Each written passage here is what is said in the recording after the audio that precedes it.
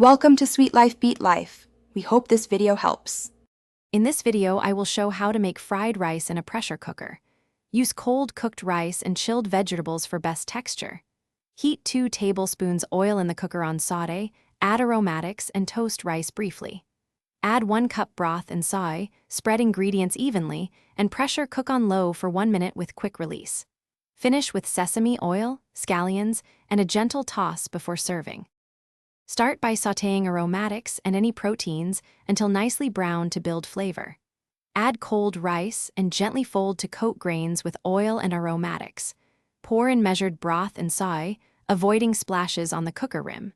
Set the pressure cooker to low for 1 minute, then perform a quick release to stop cooking quickly. Finish with sesame oil and scallions while fluffing rice softly to separate the grains. Balance savory, salty, and bright elements to keep fried rice lively and not greasy. Use a small splash of toasted sesame oil late for aroma and a squeeze of lime or rice vinegar for brightness. Incorporate quick-cook ingredients like frozen peas for color and convenience, and add cooked proteins for heartiness. Taste and adjust soy and salt at the end, then garnish with scallions and a sprinkle of toasted sesame seeds. Thanks for watching. Consider subscribing if we helped you.